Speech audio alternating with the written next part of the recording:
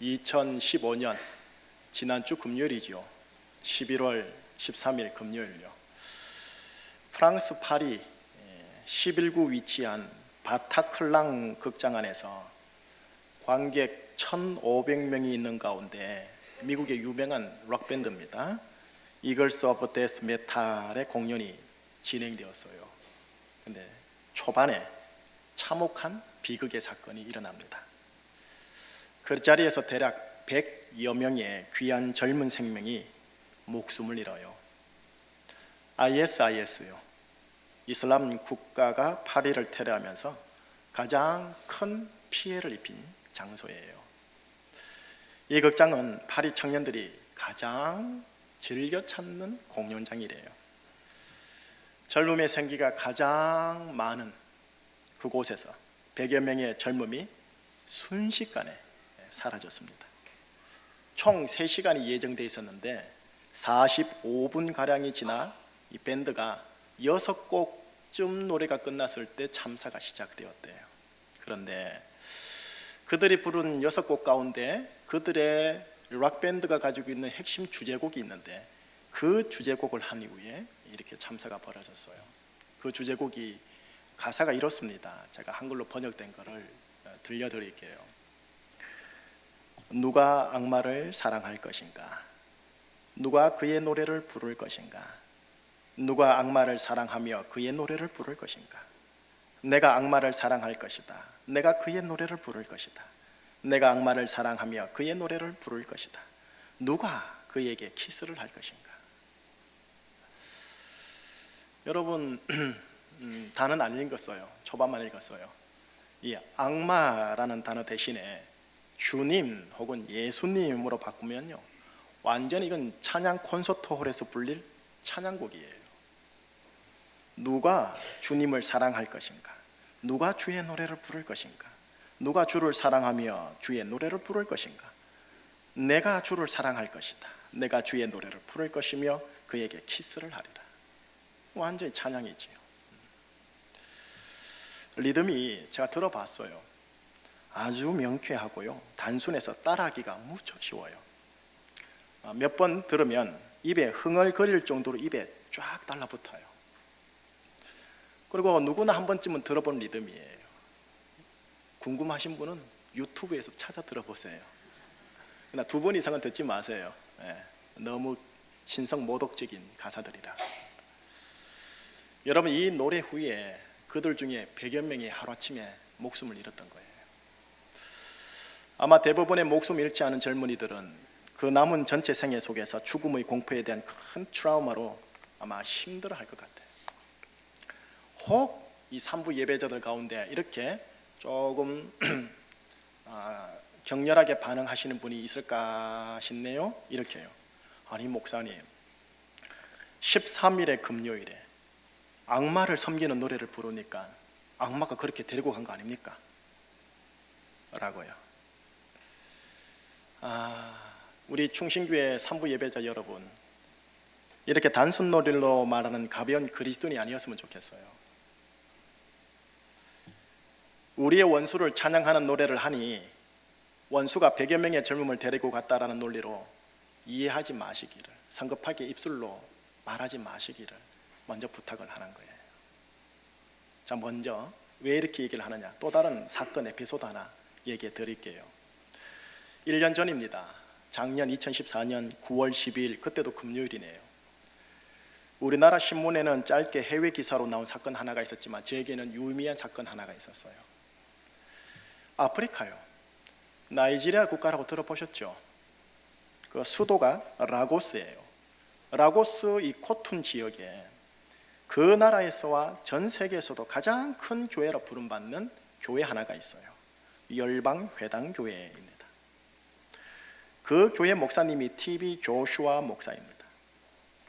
불치병 치유 사역, 귀신 쫓아내는 사역, 중보기도 사역이 대단히 강하게 일어나는 곳이고 오직 예배가 예수님만 높이는 곳이에요.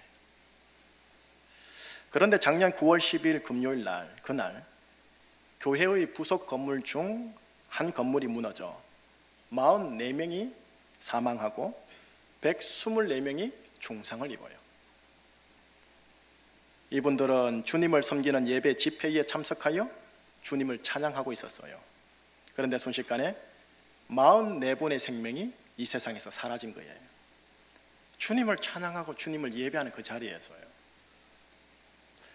한 곳은 원수를 찬양하는 곳에서, 또 다른 한 곳은 주님을 찬양하는 곳에서 유사한 사건, 비극적인 참사가 일어난 거예요. 올해는 원수가 100명을 데려가는 걸로 약조하고, 작년에는 주님께서 44명을 데리고 가기로 약조하였구나라고 말하기가 쉽지 않아요. 그렇게 쉽게 판단할 수 없어요. 이 세상에는 우리가 이해할 수 없는, 그렇게 판단과 심판은 내려놓고 겸손히 이 비극적 현실을 인정하고 받아들여 합력하여 선을 이루는 쪽으로 나가야 하는 경우가 너무 많아요. 그러니 신앙의 단순 논리로 판단하기가 힘들다라는 것이에요. 저는 목사 아닙니까? 목사라 그런지 몰라도요, 목사인 저는 늘 죽음을 의식하려고 해요. 저희의 개인적인 죽음, 또 가족의 죽음, 교우들의 죽음, 내 사랑하는 조국 대한민국 익명의 여러 시민들의 죽음을요. 허나 대부분의 우리들은요, 죽음을 의식적으로 망각하려고 합니다. 나이가 들어 장수하고 죽을 거야 라는 무의식적 생각 속에서 안위합니다. 그러다가 실제적으로 죽음에 대한 선포가 의학적 전문가들로부터 들려오면 그때서야 큰 충격과 공포로 하늘을 원망하며 어찌할 바를 모릅니다. 자, 여러분, 하나님 아버지께서 예수님을 통하여 십자가의 기쁜 굿뉴스 복음을 우리에게 전하지만, 이 기쁜 소식은요, 이 복음은 먼저 슬프고도 충격적인 사실 하나를 분명하게 우리에게 직시하여 주고 가르쳐 줘요. 그리고 그 충격적인 사실 앞에서 한번 쿵 하고 머리 한 대 맞고 온 몸과 존재가 흔들리기를 원하세요. 하나님은. 기쁜 소식이 들려주는 충격적인 사실이 뭐냐면 바로 당신은 죽는다라는 거예요. 건강하십니까? 당신은 죽습니다. 돈이 많으세요? 그래도 죽습니다. 보험이 많이 들어있습니까? 그래도 죽습니다. 자, 여기 계신 청년들 쪽에 주로 많이 앉아 있어요. 죽음이 먼 것 같지요? 글쎄요. 여러분들이 죽어도 세상은 잘 돌아갑니다. 사람들은 여러분들을 잊을 겁니다. 무슨 일이라도 있었는가 싶을 정도로 살아갈 겁니다. 물론 망자와 관계된 분들은 충격이 조금 길겠지만 결국 일상으로 돌아갑니다. 예수님 안에 있어도 죽음을 피할 수 없어요. 아니, 죽음은 늘 내 옆에 항상 동행하는 것 같아요. 그리고 주님의 주권적 허락만 기다리고 있는 주의 사자 같아요. 영국의 옥스퍼드 대 아시죠? 유명하지요. 거기에 생물학자면서도 신학자, 이 시대의 복음주의 최고의 인물이면서도 천재로 불리는 알리스트 맥그레스라는 사람이 있어요. 그분이 이렇게 말을 했어요. 죽음을 깊이 묵상하고 그것을 진지하게 대면할 때 인간은 인간의 살아있음이 살아가려고 함이 더덥다는 사실을 알게 된다. 이 세상과 이 세상에 쏟아내는 온갖 상품에 의지하는 인생은 단지 죽음을 망각하려고 몸부림치는 망상에 불과하다.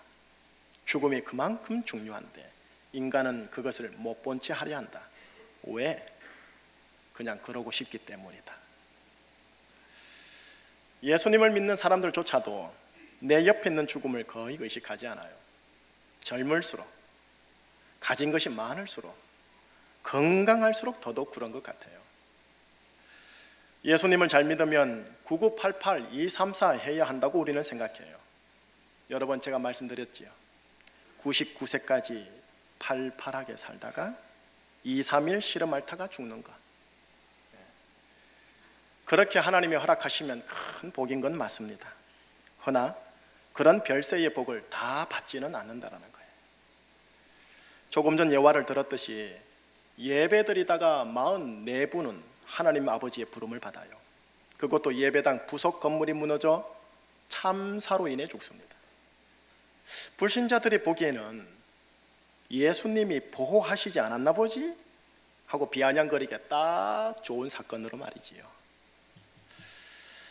여러분, 이 죽음을 관장하는 하나님의 주권에는 신비 하나가 있어요.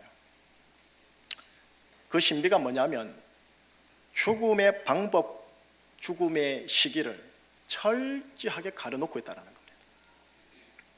예수님을 잘 믿는 사람이라 할지라도, 성령과 불로 충만하고 말씀으로 돋은 사람이라 할지라도 하나님의 주권은 가려져 있어요. 다만 이 말씀 하나로 힌트를 주세요. 자, 자막으로 나올 거예요. 오늘 본문에 벗어난 말씀이에요.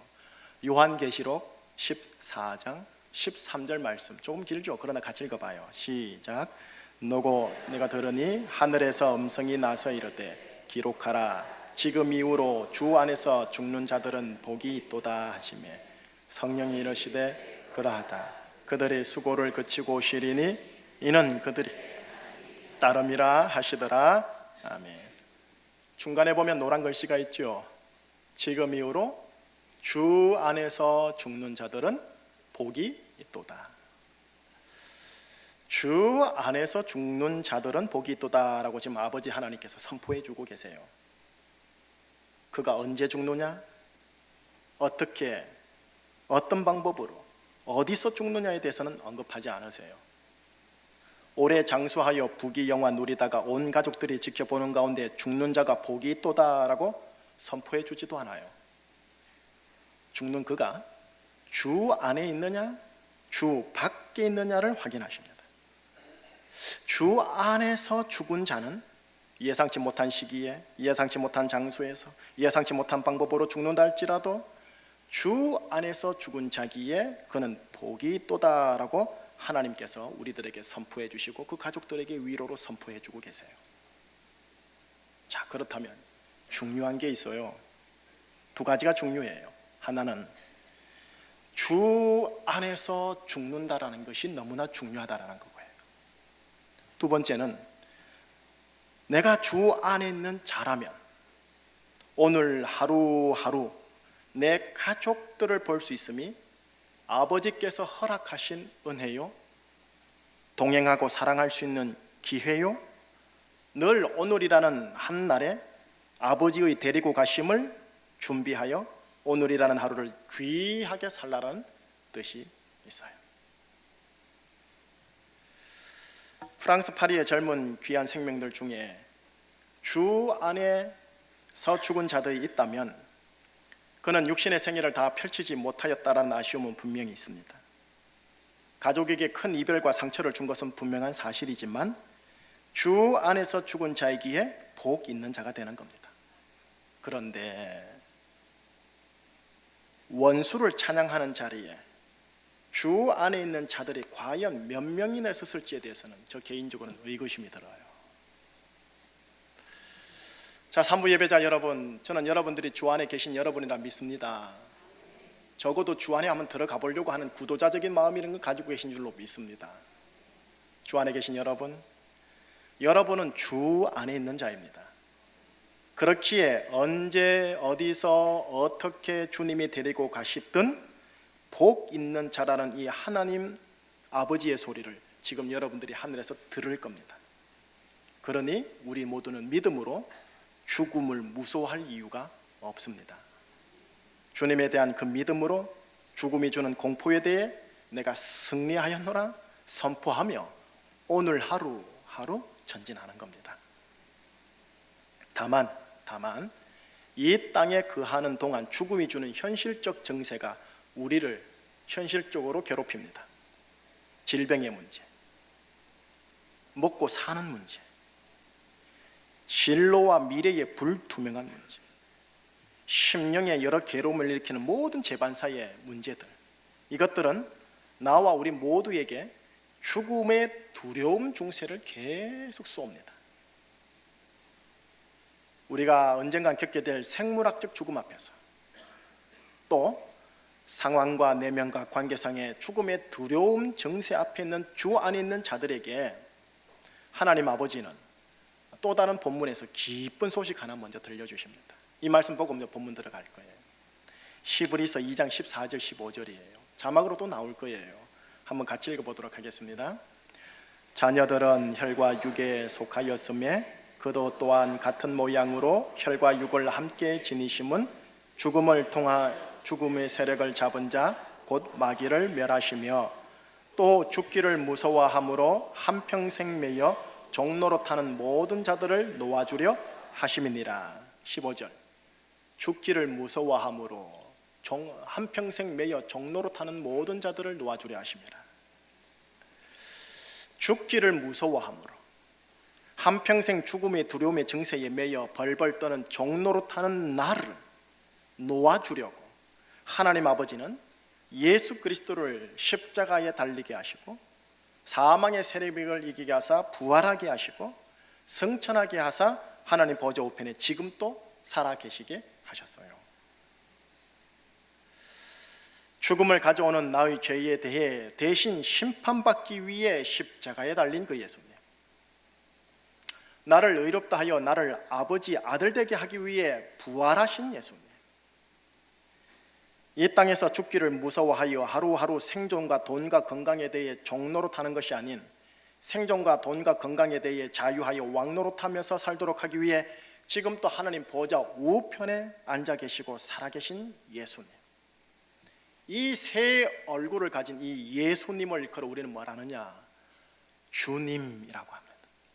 그래서 우리는 예수님을 주 예수 그리스도라고 함께 붙여서 말을 해요. 주인, 주요. 내 삶과 생명과 소유와 내 가족의 주인님이라고 우리가 부릅니다. 왜요? 내 생사의 주권을 가지고 계시니까요. 원래 이 주라는 단어는요, 구약에 등장하는 만군의 여호와 하나님께 붙이는 용어예요. 그런데 신약에 와서는 예수 그리스도에게 붙이기 시작했던 거예요. 예수, 그분은 죄와 사망의 권세에서 나를 자유케 하신 분이기에, 나를 의롭다 하여 나를 아버지 아들 됨의 권세를 주신 분이기에, 죽기를 무서워하지 않고 종로로 타는 자가 아닌 왕노로 타는 자로 나를 불러주신 분이기에 그분은 나의 주인님인 거지, 주님인 거죠. 나의 인생살이와 생사를 주관하는 자이기에 마땅히 주라 부르기에 합당하신 분인 거죠. 그래서 우리는 예수님을 주님, 주님 합니다. 자, 이제 본문으로 들어갈 때가 왔어요. 본문으로 들어가면서 결론으로 바로 들어갈 거예요. 예수 그리스도가 나의 생애와 생사의 주인으로 부르는 자들에게 주는 말씀이에요. 자, 어떤 말씀인지 세 구절 다시 천천히 한번 읽어보십시다. 같이 읽겠습니다. 성경에 이르되 누구든지 그를 믿는 자는 부끄러움을 당하지 아니하리라 하니 유대인이나 헬라인이나 차별이 없습니다. 한 분이신 주께서 모든 사람의 주가 되사 그를 부르는 모든 사람에게 부요하시도다. 누구든지 주의 이름을 부르는 자는 구원을 받으리라. 아멘. 나의 죄에 대해 대신 심판받기 위해 십자가에 달리신 예수님, 나를 의롭다 하여 아버지 아들 되게 하기 위해 부활하신 예수님, 이 땅에서 죽기를 무서워하여 하루하루 생존과 돈과 건강에 대해 종노릇하는 것이 아닌 생존과 돈과 건강에 대해 자유하여 왕노릇하면서 살도록 하기 위해 하나님 보좌 우편에 지금 또 살아 역사하시는 예수님, 바로 이 예수님을 내 인생살이와 생사의 주인 주라 믿는 자에게는 11절에 보니 부끄러움을 당하지 않게 하겠다고 합니다. 12절에 보니 부요하게 해주시겠다고 합니다. 13절에 보니 구원을 주신다고 합니다. 인생살이 속에 부끄러움이 없는 인생, 부요함이 채워지는 인생, 구원함이 있는 인생으로 살아가도록 하겠으며 영혼의 삶과도 연결지어 주신다는 것입니다. 누구에게요? 주 안에 있으며 주를 부르는 모든 자에게. 헬라인이나 유대인이나 차별이 없습니다. 부자나 빈자나 차별이 없습니다. 학자나 무식자나 차별이 없습니다. 정규직이나 비정규직이나 차별이 없습니다.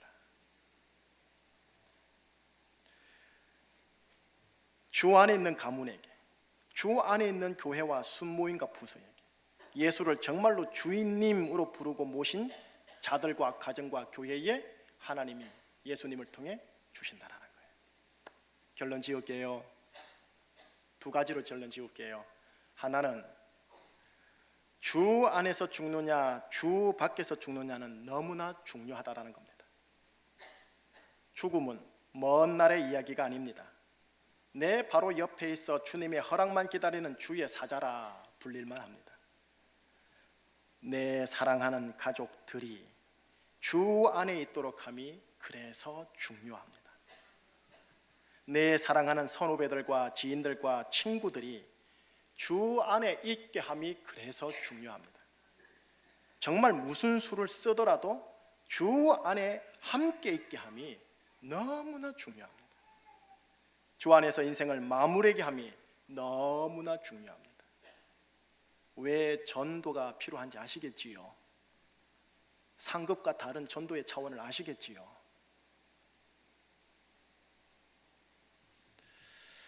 혹 이 자리에 내가 주 밖에 있다고 생각되어지는 분 계십니까? 내가 주 안으로 들어가기를 원하긴 원합니다 목사님이라고 혹시 말씀을 하고 싶은 분 계십니까? 예, 주 안으로 들어오기를 제가 초대합니다. 아니 어떤 방법으로요? 주일 성서 칼같이 하고 봉사 확실하게 하고 11조 칼같이 하면 되는 거죠. 그건 차제의 일입니다. 성숙자의 일입니다. 주님은 예수 그리스도가 내 주인 주입니다라는 진정성 어린 고백으로부터 시작하기를 원하세요. 이 고백에서부터 우리는 주님 안으로 들어오는 인생이 되는 거예요. 나에게 제 용서함을 주기 위해 십자가에 달리신 예수님을 내가 믿고 받아들입니다. 나를 의롭다 하여 아버지 아들 되게 하기 위해 부활하신 예수님을 내가 믿고 받아들입니다. 이 땅에서 죽기를 무서워하여 하루하루 생존과 돈과 건강에 대해 종노릇하는 자가 아닌 자유하여 왕노릇하면서 살도록 하기 위해 하나님 보좌 우편에 앉아 계시사 지금 또 살아계시고 나를 위하신 예수님을 내가 믿고 받아들입니다. 믿음으로 이 고백을 함으로써 그 자는 주 안에 들어오는 자가 되는 거예요. 다른 조건 없습니다. 가장 기본적인 조건, 이 조건은 여러분들이 하셔야 합니다. 여러분의 사랑하는 가족들과 선후배들과 친구들, 혹시 조금은 우스갯소리로 여러분들이 좋아하는 술 친구들까지 이 고백을 하는 자로 인생을 마무리하기를 축복합니다. 무슨 수를 쓰더라도 주 안에 거하게 하셔야 합니다. 자, 이제 둘째요. 3부 예배 주 안에 있는 여러분, 오늘 하루요. 오늘 하루 동안 가족을 볼 수 있음이 아버지께서 허락하신 은혜다라고 받아셔야 합니다. 오늘 하루 동안 가족과 교회 성도들을 볼 수 있음이 이들과 동행하고 사랑할 수 있는 기회로 제공하셨다고 취하셔야 합니다. 늘 오늘이라는 한 날에 주님의 데리고 가심을 준비하셔야 합니다. 오늘이라는 하루 동안 나에게 붙여주신 분들과 귀하게 사셔야 합니다. 아름다운 추억을 만들면서 사셔야 합니다. 자, 본당 한번 보세요. 늘 보는 본당 다음 주에도 보겠지 싶지만 언젠가는 이 본당 못 봅니다. 옆에 있는 형제 자매님들과 내 사랑하는 가족들 언젠가는 못 봅니다. 근데 그 언젠가를 몰라서 그래요. 아름답게 사시고 귀하게 사시고 추억을 가지고 천당 가셔야 합니다. 여러분의 순례 여정 인생 위에서요, 오직 주 안에 거하는 자로 주를 부르는 자가 되기를 축복해요. 여러분의 사랑하는 가족들 전부 다 주 안에 들어와 함께 주를 부르고 함께 주를 찬양하고 함께 주의 이름으로 축복하고 함께 주의 이름으로 사랑하고 함께 주의 이름으로 덮어주고 함께 주의 이름으로 잔치 베풀고 그런 인생 되기를 축복합니다. 그리하여 부끄러움이 없는 인생, 부유한 인생, 구원함이 있는 인생 멋들어지게 누리시기를 주의 이름으로 축복합니다. 기도하시겠습니다. 하나님, 우리를 주님 안으로 부르시는군요. 매일매일 내가 주님을 주님으로 부르고 주님 이름을 부르고 주님 안에 거하겠습니다. 주님 안에서 주님의 이름을 부르는 자들과 함께 주님의 이름을 예배하고 주님 이름으로 축복하고 주님 이름으로 사랑하고 주님 이름으로 덮어주고 주님 이름으로 잔치하겠습니다.